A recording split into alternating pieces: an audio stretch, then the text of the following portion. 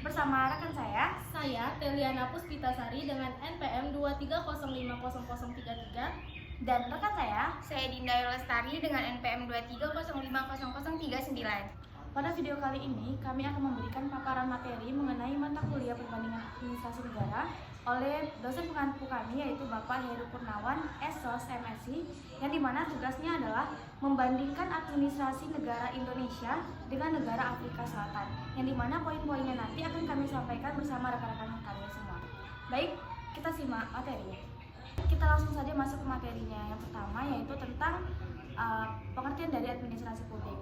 Perlu teman-teman ketahui bahwa administrasi negara adalah salah satu cabang ilmu sosial yang mempelajari tentang bagaimana sebuah negara mengatur, mengelola, dan juga menjalankan fungsi-fungsi pemerintahan dalam rangka mencapai tujuan nasional.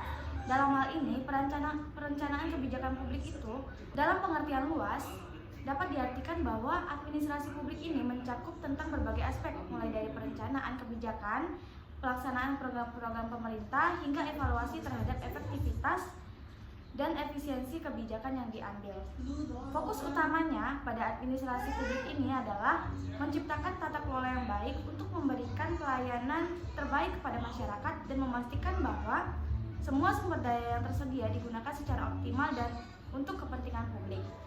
Selanjutnya adalah materi mengenai perbandingan administrasi negara Indonesia dengan negara Afrika Selatan, yang poin-poinnya akan dijelaskan oleh teman-teman saya.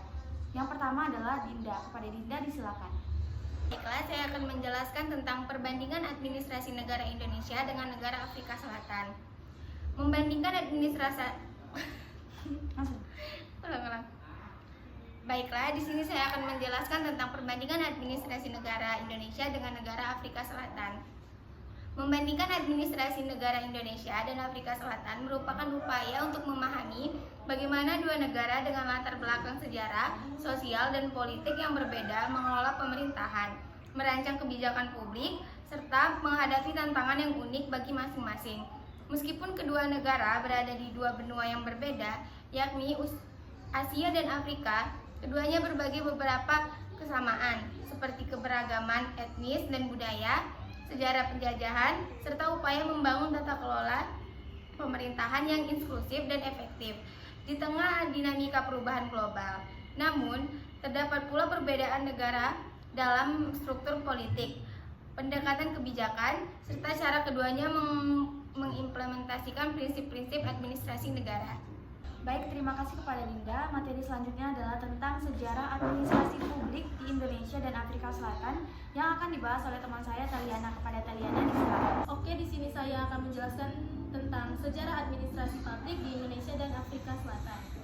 Nah, perbandingan kedua negara tersebut, yang pertama adalah pengaruh sejarahnya, yang dimana administrasi publik di Indonesia berkembang dari sistem kolonial ke eksploitasi. Nah, sementara di Afrika Selatan, sistem ini akan dirombak secara besar-besaran setelah apartheid.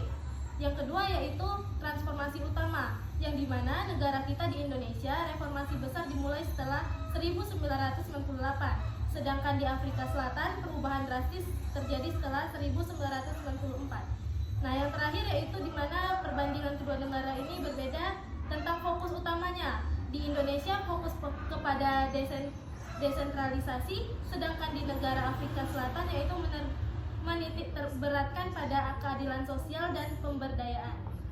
Baik, terima kasih kepada Teliana. Untuk materi selanjutnya yaitu tentang perbedaan sistem pemerintahan yang akan dibacakan oleh teman saya, yaitu Seva Ositatia. Kepada Seva disilakan.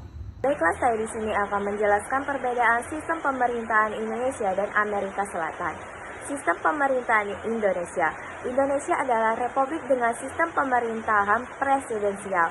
Presiden Indonesia dipilih secara langsung oleh rakyat untuk masa jabatan 5 tahun dan tidak boleh diberhentikan selama masa jabatan tersebut. Sistem ini menekankan pada pemisahan kekuasaan antara eksekutif, legislatif, dan yudikatif. Berbeda dengan sistem pemerintahan Amerika Selatan. Amerika Selatan adalah republik dengan sistem pemerintahan parlementer. Kepala negara adalah ratu, sementara kepala pemerintah adalah perdana menteri yang dipilih oleh mayoritas di parlemen.